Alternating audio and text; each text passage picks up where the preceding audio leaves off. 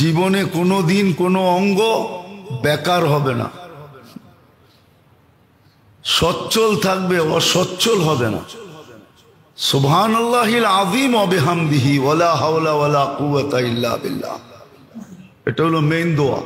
3 বার পড়ো সুবহানাল্লাহিল আযীম ওয়া বিহামদিহি ওয়ালা হাওলা ওয়ালা কুওয়াতা ইল্লা বিল্লাহ। ফজরের পরে 3 বার, মাগরিবের পরে 3 বার।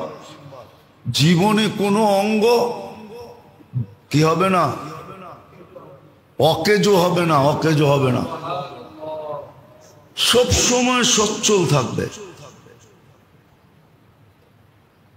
জুমার দিন, জুমা থেকে নিয়ে সূর্য ডুবা পর্যন্ত কুল হুয়াল্লাহ 7 বার, ফালাক 7 বার, নাস 7 বার পড়ো।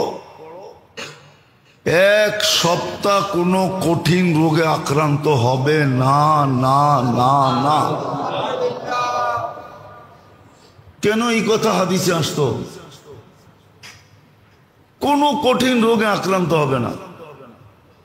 আবার পড়লে আবার হবে না, আবার পড়লে আবার হবে না, পড়তে থাকো।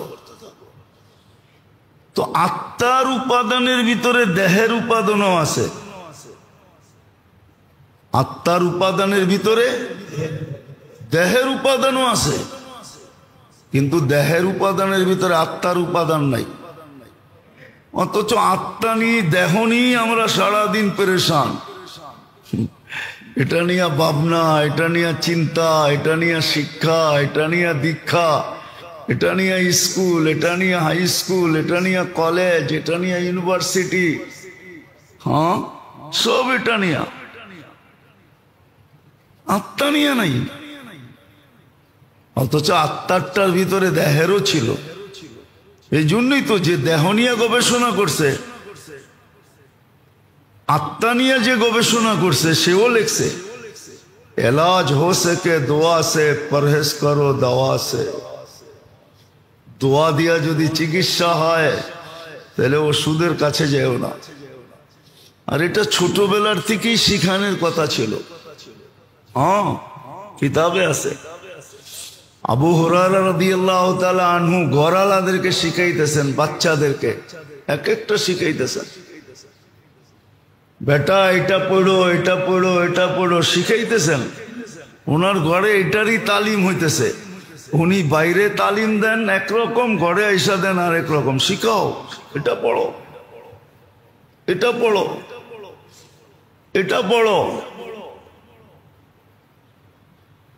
আমি অহংকার করে বলতেছি না আপনাদেরকে, আমি লোক নিয়ে আসতে পারি এখানে।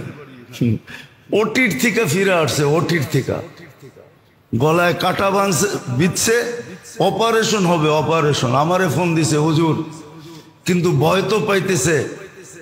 আমি বললাম যদি বিশ্বাস করেন তাহলে চেষ্টা করে দেখতে পারি। বলছে কি? বলছে গলায় কাটা লাগছে। আমাকে ফোনটা দেন দেখি কি হয়। কোরআনের আয়াত আছে, শিখামু না?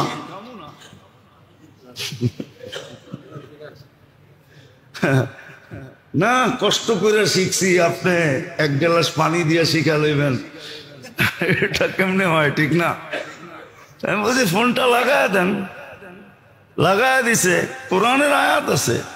7 বার পড়ার পরে জিজ্ঞেস করছি এবার ডুব গিলা দেখেন তো। হুজুর কাটা তো নাই। আমি বাড়িতে পড়েন, কি করবেন, আর কাটা জীবনে থাকবে না। ওই ফ্যামিলিরই এই পর্যন্ত মনে হয় 20 বার হয়েছে এরকম। কাটা লাগলেই আমারে ফোন দেয়, যদিও বিল আজ পর্যন্ত দেয় নাই, আর দিবে কিনা এটাও জানি না। কেননা বড় চালাক মানুষ তো, এই জন্য টাকা টোকা দিব না। হ্যাঁ, সত্য এটাই। আছে দোয়া,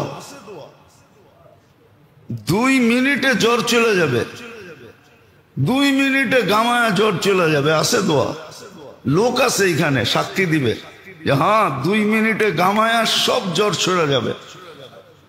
আল্লাহ রাখছে তাসির এটার ভিতরে। আত্মার উপাদানের ভিতরে শরীরের উপাদান রাখা আছে। শুধু শুধু তো মনীষী লেখেন নাই, হাদিস কোরআনের তর্জমা করেন না। আসমা কে তো দেখ, पूरा ना उतरो तो फिर कहना। আল্লাহ তো বলতেছে পরীক্ষা করে দেখ, 100-এ 100 না হইলে বলিস। আছে আছে আছে আছে লোক আছে, এখনো বোঝা যায় না। হ্যাঁ, হয়তো বলবেন জটিল রোগ তো ভালো করতে পারেন না, ক্যান্সার তো পারেন না, হয়তো একদিন হইতেও পারে। কোন দিন আল্লাহর মেহেরবানি হবে, টোকাইতে টোকাইতে বলে না, যা কিছু পাও হাত পেতে নাও, পেলেও পেতে পারো অমূল্য রতন। হইতে পারে একদিন পাইও যেতে পারি। মোবাইলে ফু দিলে ক্যান্সার ভালো হয়ে যাবে, হইতেও তো পারে, না পারে না? আরে আমিন বলেন না। আল্লাহ দিয়া দেখ, মানুষের লাভ হোক, ঠিক না? হ্যাঁ, হতেও তো পারে, না পারে না? হ্যাঁ আছে, আমরা তালাশ করে পাই না, নাইলে আছে। নাই যে এরকম নাই, নাই যে এরকম নাই, আছে। হয়তো কোথাও কোনায় খাঁচায় পড়া আছে, মাঝে মাঝে ঘরে বলে না, আনছি তো গড়েই, হয়তো গড়ের কোথাও আছে, টোকাইতে থাকো পাবা। হ্যাঁ, বাহিরে রেখা আসি নাই, গড়েই আনছি, কোথায় চিপায় চাপায় রেখা দিছো, খুঁজতে থাকো। আসলেই চিপায় চাপায় কোথায় আছে, হয়তো কোনো একদিন খুঁজতে খুঁজতে হাত লেগে যাবে, কাজে লেগে যাবে। তো আত্মার উপাদানের ভিতরে শরীরের উপাদান আছে, কিন্তু শরীরের উপাদানের ভিতরে রব্বে কাবার কসম আত্মার কোনো কিছু নাই। এই জন্য নবীরা মানুষের আত্মার উপরে মেহনত করে। দুনিয়ালারা মানুষের বডি সাজায়, বডির পার্লার খুলছে, বডি সাজায় দেয়, কিন্তু নবীরা এসে মানুষের আত্মা সাজায়। নবীরা পার্লার খোলে আত্মা সাজানের। নবীদের পার্লার ভিন্ন, নবীদের মেহনত ভিন্ন, আত্মার উপরে মেহনত করে। আজকে মুসলমানের দুরবস্থা আমল ছাড়ার কারণে। মুসলমান 100% আমল ছেড়ে দিছে, 90% নামাজ পড়ে না। ও সাহায্য চাই কি করে? ও আল্লাহর কাছে শেফা চাই কি করে? লজ্জা করে না? শেফা তো চাইতে পারতো, যদি আল্লাহ ডাকার সাথে সাথে মসজিদে ছুটে আসতো। তারপরে যদি হাত উঠায় বলতো আগিসনি ইয়া মুগিস, আগিসনি, তো দেখতো আল্লাহ সাহায্য করে না করে না করে না করে না, দেখতো। 90% নামাজ পড়ে না। আপনারা আমাদের কাছ থেকে পানি পড়া নেন, ফু কাজে লাগবো কোত্থেকা? ফু তো কাজে লাগার জন্য ক্ষেত্র থাকতে হবে। হ্যাঁ, না নামাজ, না রোজা, না হজ, না যাকাত, না তসবিহ, না তাহলিল, না জিকির, না ইবাদত, কিছুই তো নাই। তোর গায়ে তো বোমা মারলে কিছু হবে না, আমি ফু দিলে কি হবে? নাহলে ফুর ভিতরে তাসির আছে, আছে ফুর ভিতরে তাসির। আল্লাহর কালামে পাওয়ার আছে। শুধু রুহের কাজ হবে না, দেহের কাজও হবে, দেহের কাজও। এরকম হাজারো প্রমাণ আছে, হাজারো প্রমাণ আছে, হাজারো। প্রত্যেক আইনা আপনাকে আমি সাক্ষী দিব। আবার বললে তো বলবেন নিজের কেরামতি বলতেছে, ঠিক না? এটাও তো আবার বিপদ, ঠিক না? দেখো মিডিয়ায় নিজের কেরামতি জাহির করতেছে, কত বড় পৌঁছা হুয়া সরকার।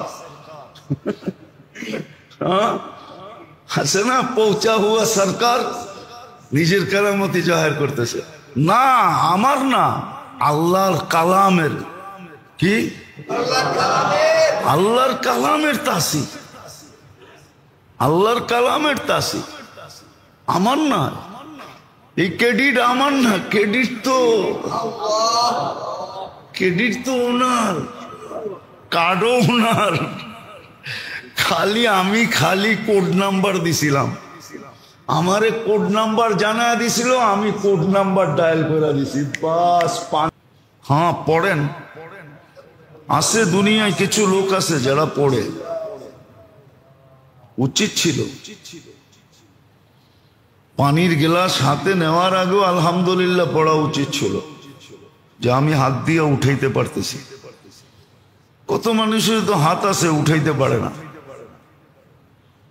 আবার পান করো আলহামদুলিল্লাহ বলা উচিত ছিল, কেননা বহুত মানুষ মাঝে মাঝে দেখা যায় পানি পান করতে যায়ও নাকে মুখে উঠা যায়, কাশতে কাশতে জান বাইরে যায়। বহুত মানুষের হয়ে গেছে, কাশতে কাশতে জান বেড়ে গেছে। কিন্তু আমারটা যে ঘটঘটায় ভিতরে নিয়ে নিলাম, চলে গেল সহজভাবে, এটার জন্য আলহামদুলিল্লাহ পড়া উচিত ছিল। বিবেক এটাই বলে, যদি বিবেকের আদালতে যান তো বিবেকের আদালত আমার কথাই সত্য বলবে, বলবে এটাই ঠিক। আর যদি বিবেক না থাকে তাহলে হয়তো বলবে না। বিবেক যদি মরা যায় থাকে, বিবেকও ডেট হয় মাঝে মাঝে, মরা যায়। যেমন আজকে আমাদের মরা গেছে, আমাদের আসল বিবেক নাই, মরা গেছে বিবেক। বিবেক আমাদের মারা গেছে, জানাজা বহুত আগে উঠা গেছে, আমিও জানি না, নাইলে এত ভাবে বুঝাইতে হতো না। বরং দেহের জন্য যতটুকু মানুষ সোচ্চার থাকে, সজাগ থাকে, সচেষ্ট থাকে, চেষ্টা করতে থাকে, আত্মার জন্য এর চেয়ে বেশি করত, শতগুণ বেশি করত, শতগুণ। কিন্তু এখন তো বুঝাইলেও কেউ বুঝতে চায় না। আসগাসু আহলাম বইলা উড়াইয়া দেয়, যেমন আসগাসু আহলাম বইলা উড়াইয়া দেয়। ইসুফ আলাইহিস ইসলামের জামানায় মিশরের রাজা যখন স্বপ্ন দেখছেন, হ্যাঁ, জীর্ণ শীর্ণ 60টা গাভী, মোটা তাজা 60টা গাভীকে খায়া ফেলতেছে। তো যারা স্বপ্নের ব্যাখ্যা জানতো দরবারে, তাদেরকে জিজ্ঞাসা করছিল এটার ব্যাখ্যা কি? তো বলছে আসগাস ও আহলাম, এটা ব্যাখ্যাহীন স্বপ্ন, ফালতু। কিন্তু যখন ইসুফ আলাইহিস ইসলামের কাছে গেছে তো সে এমন তথ্য বাহির করে দিছে, আর যেটা সত্যে রূপান্তরিত হয়েছে, দুনিয়াকে তাক লাগায় দিছে। তো আজকে আমরা বললেও জাতি বলে আসগাস ও আহলাম, ফালতু জিনিস। কি এই জন্য দেখবেন ইউনিভার্সিটি, কলেজ সলেজ সব দেহ নিয়ে সারাদিন গবেষণা করে। ডাক্তারকেও দেখবেন সারাদিন ও দেহ নিয়ে ভাবে। কোন ডাক্তারও তার আত্মা নিয়ে ভাবে না যে আমার দেহটার যদি এরকম প্রয়োজন হয়, তাহলে যেই দেহটা আমার আত্মাটা আমাকে বাঁচায় রাখলো, ওর কি কোনো প্রয়োজন নাই? আজকে মুসলমানের দুরবস্থা এই জন্যই। আল্লাহ যে মুসলমান থেকে মুখ ফিরায় নিছেন, রহমতের দৃষ্টি ফিরায় নিছেন, নারাজ যদিও না বলি, আল্লাহ নারাজ হয়ে গেছেন এটা যদিও না বললাম, তাহলে এই শব্দ যদিও আল্লাহর জন্য শোভনীয় না, কিন্তু বুঝানোর জন্য বলতেছি, অভিমান অবশ্যই করতেছেন। আজকে মুসলমানের সাথে আল্লাহর অভিমান, নাহলে মুসলমানের এই দুরবস্থা হবে কেন? যে ঘরের থেকে বাহির হলে ফেরেশতা নিয়ে বাহির হবে, ঘরে ঢুকলে ফেরেশতা নিয়ে ঢুকবে, যে ঘুমাবে ফেরেশতা তাকে পাহারা দিবে, তার এই দুরবস্থা কেন? যে 24 ঘন্টা ফেরেশতার সুরক্ষার ভিতরে থাকবে, যাকে 24 ঘন্টা হেফাজত করার অঙ্গীকার আল্লাহ দিতেছেন, উলাইকা লাহুমুল আমান, আজকে মুসলমানের দিকে তাকানোর কেউ নাই, দুরবস্থার শিকার। মুসলমান মারতেও কোনো জবাবদেহিতা করতে হয় না, এদের সম্পদ লুটলেও কোনো অসুবিধা হয় না। কেন এই দুরবস্থা হবে? বিজাতি তো লুটে লুটেই, একজন আরেকজনেরটা লুটতে কখনো মনে হয় না, মনের আকাশে কখনো কিঞ্চিত এই ভাবনা আসে যে আমি যে আর মাল লুটা নিতেছি, কালকে আমি আল্লাহকে কি মুখ দেখাবো? বলেন, আমার সমাজে কি চলে না? হ্যাঁ, লুটমারি তো চলতেছে, ঠিক না? হ্যাঁ, চান্দা কি লুটমারি না? হ্যাঁ, চান্দা কি লুটমারি না? মুসলমান বিজাতি তো লুটে লুটেই, মুসলমানও মুসলমানেরটা লুটে, সবল দুর্বলেরটা লুটে, এর চেয়ে উপরের সবল আবার অট্টা লুটে। লুট তো চলতেই আছে, ঠিক না? কোথায় লুট বন্ধ? আজকে এই দুরবস্থা কেন?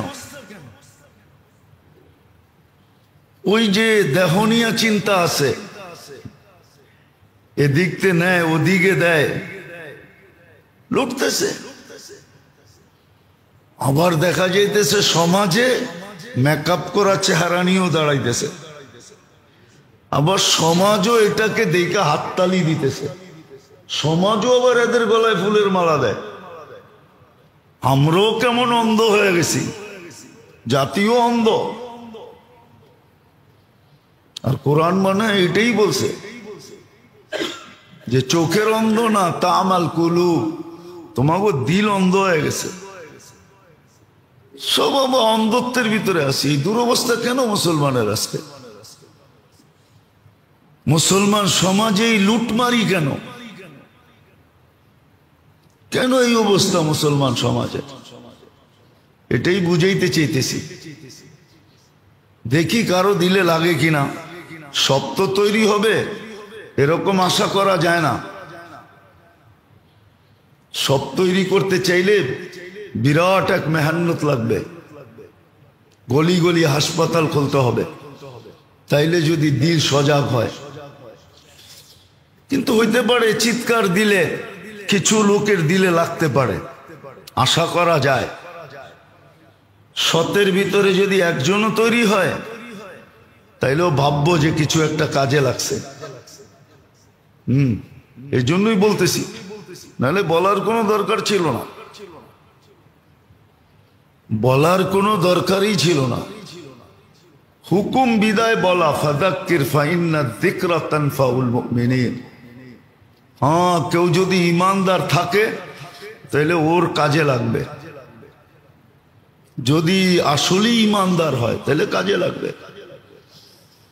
আর যদি ফর্মালিটি শো ইমানদার হয়, শো যে ইমান তো নাই, ইমানদার তো না, কিন্তু শো বাপ দেখাইতেছে ইমানদারের, ঠিক না? রাগ হয়ে যাবে বললে। আবার দেখবেন জুমার দিন দেখবেন কিছু মুসল্লি আসে, মনে হয় ওর মতো কুতুব আর দুনিয়াতে কেউ নাই, এমন বাপ চক্কর নিয়ে আসে। আবার আসবেও সবাই শেষে, আবার সবাইরে ফারতে ফারতে সামনে, সবাই সামনে আইসা বসবে।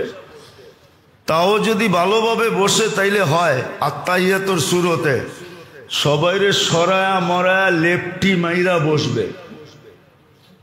দেখবেন প্রত্যেক মসজিদেই আসে এরকম কিছু লোক আছে না? নাই? এই জন্যই তো আমাদের বলতে হয়, নাহলে বলার দরকার ছিল না। ভাব নিয়ে আসে যে বড় কুতুব আসছে আর কি। তো আমরাও এরকম ইমানের ভাব নেই, বাস্তব ইমান নাই। ইমান থাকলে তো এই সমস্ত কথা, হায় হায় হায়, সবকিছু খরচ করে হইলো এগুলা নিত উঠায়া। ছিল, এক জমানা ছিল। তাইলে এক হাদিস আনার জন্য রাশিয়ার থেকে সিরিয়ার রাজধানী দামেস্কে যাবে কেন? 6 মাসের রাস্তা কেন অতিক্রম করবে এক হাদিস আনার জন্য? শুধু একটা হাদিসের জন্য সফর। এক চলতে থাকবো, হাদিস নিব, আবার বাড়িতে ফিরতে থাকবো। আমি যত জায়গা অতিক্রম করব, ওই মাটির বালুর কণাগুলা থেকে নিয়া চতুর্দিকের তরুলতা, গাছপালা, পাহাড় পর্বত, এমনকি গর্তের পিপিলিকা, সমুদ্রের মাছ পর্যন্ত আমার জন্য মাগফিরাতের দোয়া করতে থাকবে। আর আমি যদি রাস্তায় মারা যাই, তো শাহাদতের মালাটা আমাকে পড়াবে আগে, তারপরে মালাকুল মউত আমার রুটা নিবে। এটা তো হলো স্থলের ব্যাপার। যদি জলের সফর হয়, পানির সফর, তো রু নেওয়ার সময় আল্লাহ মালাকুল মউতকে বলবে তুমি সরো, তো সরা যাবে। তা আল্লাহ কুদরতি হাত দিয়া তার রু উঠায় নেওয়া যাবে। সে জানতো।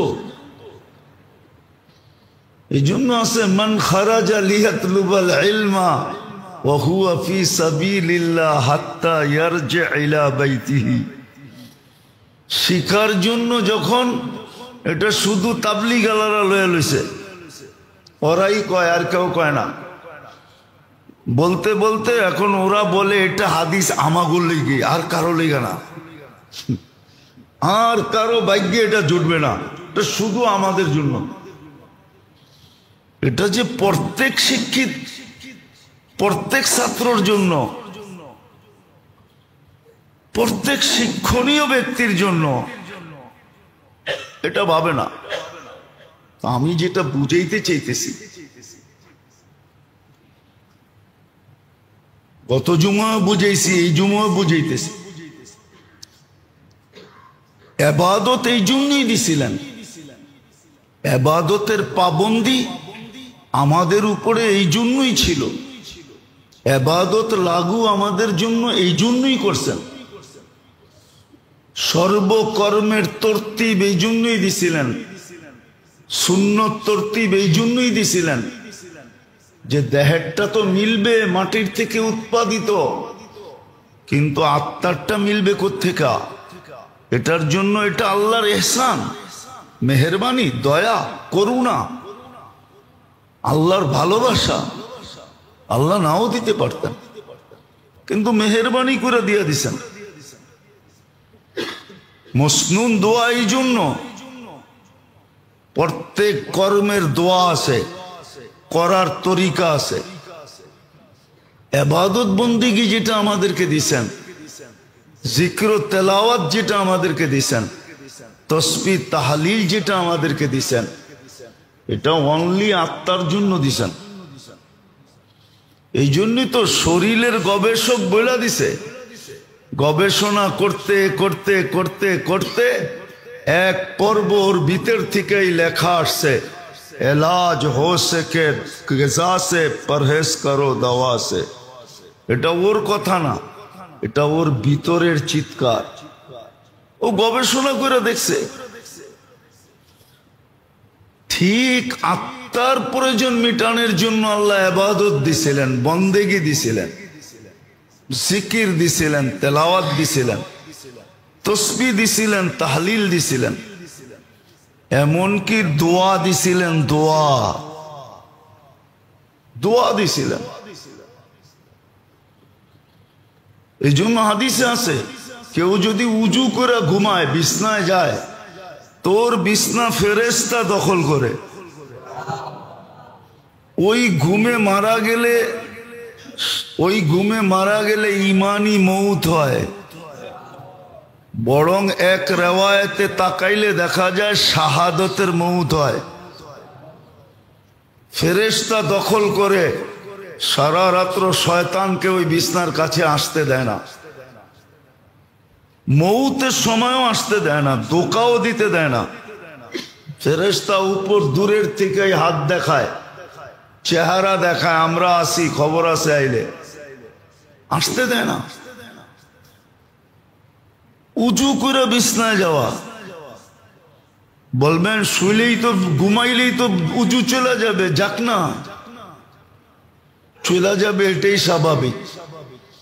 কিন্তু বান তো দিছিলেন, কি বাদ তো দেওয়া হয়েছিল, ঠিক না? কি বাদ তো দেওয়া হয়েছিল, প্লাবনে ভাঙ্গা গেছে, অভিযোগ তো আর কারো উপরে উঠবে না, ঠিক না? না উঠবে না? উঠবে? হ্যাঁ, আর বাদেই দেন নাই, তাহলে তো অভিযোগের আঙ্গুল উঠবেই, ঠিক না? তো উজু ভাঙবেই, কিন্তু আপনি উজু কইরা শুইছেন কিনা এটা হলো বিষয়। ইবাদত বন্দেগী এই জন্য ছিল যেন আত্মার খোরাক হয়, আত্মার প্রয়োজন মিটে, আত্মার ভিটামিনের চাহিদা পূর্ণ হয়, ক্যালসিয়ামের চাহিদা পূর্ণ হয়, যা যা আত্মার প্রয়োজন এই চাহিদাগুলা যেন পূর্ণ হয়। এই জন্য কিছু ইবাদত ছিল যেটা অতীব করণীয়, করতেই হবে, না করলে কোনো উপায় নেই। যেমন নামাজ পড়তেই হবে, তা না পড়া উপায় নেই, কোনো যুক্তি তর্ক দিতে পারবেন না, কেননা আল্লাহ তো বলছেই দাঁড়ায় না পড়তে পারলো বৈশা পড়ো, নাইলে মসজিদে মুসল্লিতে চেয়ার বেশি হইল কি করে, বৈশা পড়ো, বৈশা পড়ো না শুয়া পড়ো, সর্বশেষ ইশারায় পড়ো। এই স্তর আসতো না, চাইর স্তর হইতো না, দাঁড়ায় পড়ো, বৈশা পড়ো, শুয়া পড়ো, ইশারায় পড়ো, তাহলে এই স্তর আসতো না। এটা অতীব করণীয়, রোজা অতীব করণীয়, যাকাত অতীব করণীয়, হজ অতীব করণীয়, করতেই হবে। কিছু করণীয় ছিল, করতেই হবে,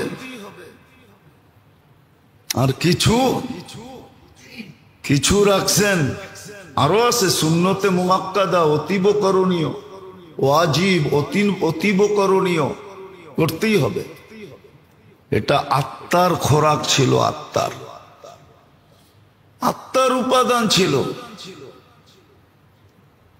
হ্যাঁ হ্যাঁ, শরীরের উপাদানের ভিতরে আত্মার উপাদান নাই, কিন্তু হ্যাঁ আত্মার উপাদানের ভিতরে শরীরের উপাদান আছে। এটা আল্লাহর রসুল আঙ্গুল দিয়া দেখায় দিয়া গেছেন, কিতাবে এখনো লিপিবদ্ধ আছে, লিপিবদ্ধ আছে, নাইলে এই দোয়া